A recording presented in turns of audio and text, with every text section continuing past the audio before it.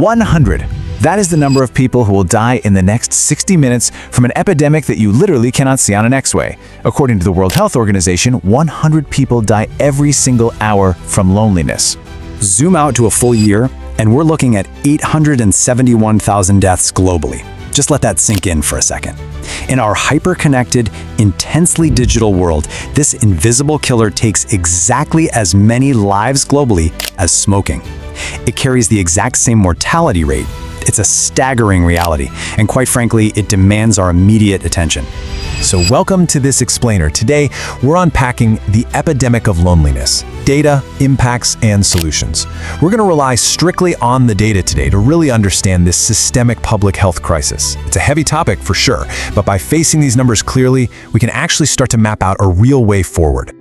Okay, let's dive into this. Part 1, the scale, an invisible epidemic. The sheer magnitude of this crisis is just breathtaking. We're talking about 1 in 6 people globally being affected. To kind of put that into perspective, think about the widespread public health alarms we have for smoking, obesity, or physical inactivity, right? We see warnings on packaging, we see public service announcements absolutely everywhere.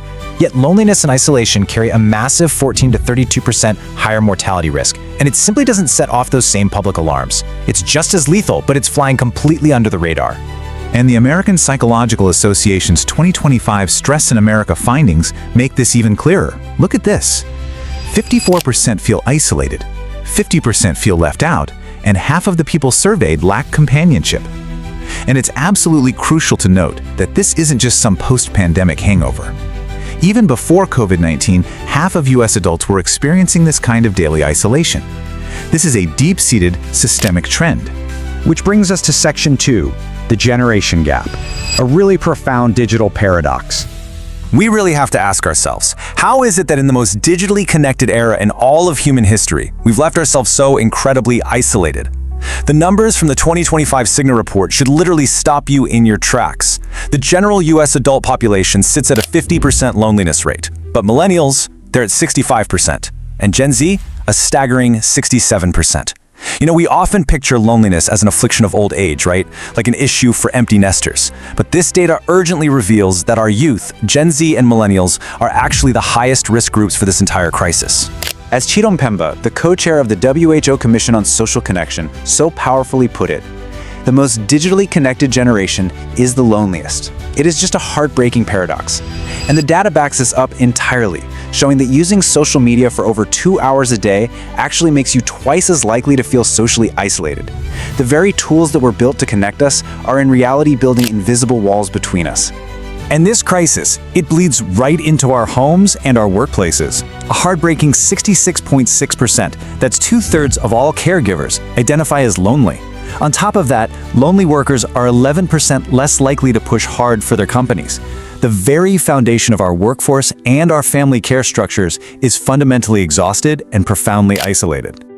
Now, what's really interesting about this next part is Section 3, the physical toll, a lethal threat. The data from the WHO Executive Board report is just staggering. I'm going to read these rapid fire so you get the full, heavy impact of this. A lack of connection increases your risk of a stroke by 32%. Cardiovascular disease risk jumps by 29%. Social isolation accounts for 5% of all global dementia cases, and your risk of depression, you are twice as likely to suffer from it.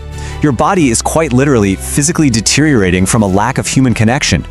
And if you need just one number to summarize that physical deterioration, here it is, 80%. The American Psychological Association found that an overwhelming 80% of individuals experiencing high loneliness also suffer from a chronic illness.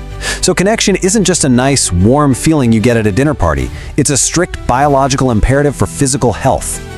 This physical toll is worsened by what we could call a societal dopamine tax bomb. Right now, 69% of adults say they needed more emotional support than they received. And that's actually up from 65% just a year ago. We're running on empty. And a massive driver of this? Well, the data shows 62% of people cite societal division as a major stressor. Our fragmented culture is literally taxing our emotional and physical reserves. So let's pivot. Section 4, the solution. Because the cure really is connection. I want to be very clear here. This data is grave, yes, but it is absolutely not hopeless. The cure exists, and the U.S. Surgeon General's 6-pillar framework gives us the systemic blueprint for healing an isolated society. 1. Strengthen our social infrastructure, our parks, libraries, community centers. 2. Enact pro-connection public policies. 3. Mobilize the health sector to treat loneliness like a vital sign. 4. Reform our digital environments. 5. Deepen our knowledge through research. And 6. Build a culture of connection. This is the high-level roadmap we desperately need our institutions to follow. But let's bring it down to the individual level and see how this builds into our daily lives. It really comes down to simple everyday steps. Reaching out to a friend you haven't spoken to in a while, deliberately putting away the phone during dinner, or just simply greeting a neighbor. The data clearly shows that choosing daily connection through these incredibly simple acts can reduce the odds of depression by up to 15%. You literally hold the medicine for yourself and for your neighbor. So, the crucial point is this. Loneliness is a deadly, invisible public health crisis taking over 800,000 lives a year. The numbers are crystal clear. The question is no longer, am I lonely or are we lonely? The real question is, what are we going to do about it?